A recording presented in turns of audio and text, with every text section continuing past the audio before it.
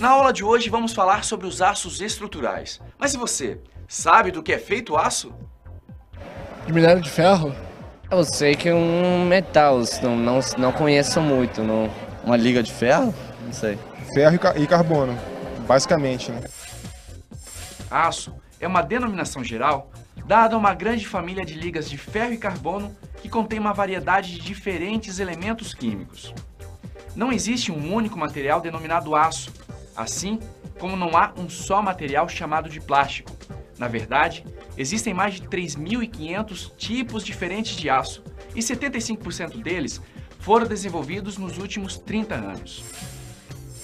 Podemos definir o aço como uma liga ferro-carbono, que contém de 0,008% até aproximadamente 2,11% de carbono e certos elementos residuais, resultantes do processo de fabricação. O aço é a liga metálica mais versátil e mais importante conhecida pelo ser humano. Cerca de 100 países produzem aço e o Brasil está entre os maiores produtores mundiais. Por sinal, você sabia que edifícios podem ser estruturados totalmente em aço?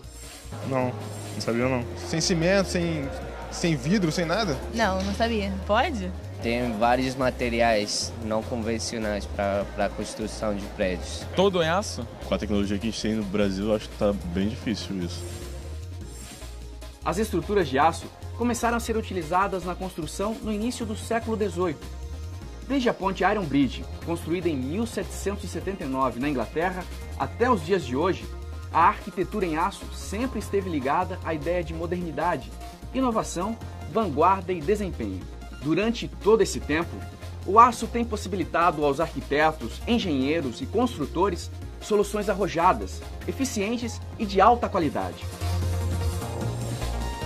O sucesso de qualquer empreendimento depende de alguns fatores, como a redução do tempo de construção, o aumento da produtividade e a racionalização no uso de materiais e mão de obra. É a competitividade das construções em aço que tem aumentado a cada dia a sua utilização. Hoje, o aço está presente em grandes e pequenas obras, promovendo o desenvolvimento, construindo sonhos e, mais do que nunca, ajudando a melhorar a vida das pessoas. Os sistemas construtivos em aço apresentam uma série de características que, se forem bem exploradas, podem se tornar vantagens significativas sobre os sistemas convencionais. Mas para isso, é importante observar o perfil de cada obra. A tecnologia do aço permite que os arquitetos tenham total liberdade para criar projetos arrojados de expressão arquitetônica marcante. As seções dos pilares e vigas de aço são consideravelmente mais esbeltas do que as equivalentes em concreto. O resultado é um melhor aproveitamento do espaço interno e o aumento da área útil, o que é muito importante na construção de garagens, por exemplo. Adaptações, ampliações, reformas e mudanças de ocupação de edifícios. Em todos esses casos, a estrutura de aço é quase sempre a mais indicada. Além disso, ela facilita a passagem de utilidades como água, ar-condicionado, eletricidade, esgoto, telefonia, entre outros. Hoje vamos falar sobre a concepção estrutural dos edifícios em aço. A concepção estrutural de uma edificação deve nascer junto com seu projeto arquitetônico. Conceber uma estrutura é pensar em soluções baseadas no conhecimento profundo do material, de suas possibilidades técnicas e econômicas.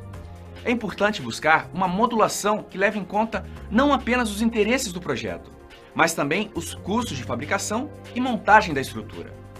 Fora isso, você deve aprender a observar as soluções usadas em cada obra. Quanto maior for a sua experiência acumulada, maior será a sua sensibilidade na hora de achar a melhor solução.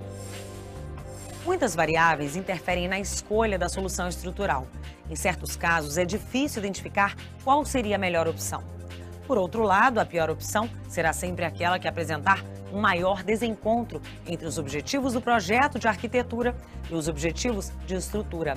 Conhecer as propriedades do material utilizado na estrutura é fundamental para saber sua capacidade de responder aos esforços solicitados. Mas e você? Sabe quais são os elementos básicos numa estrutura de aço? O tema de hoje é ligações. Estudar as ligações é compreender o tipo de montagem que precisa ser realizada. As ligações mais importantes são ligação viga-viga, ligação viga-pilar, ligação pilar-fundação.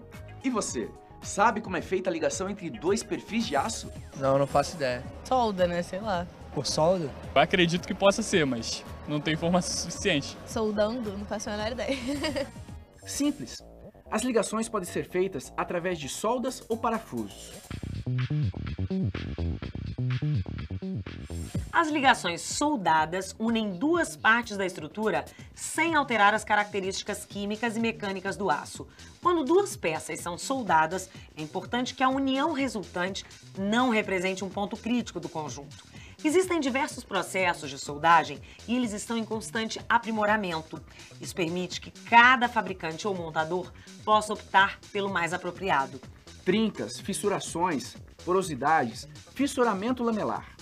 A ausência de um bom projeto de ligação pode levar a soluções de fabricação e montagens com resultados inadequados e muitas vezes onerosos. Por isso, é importante um bom projeto.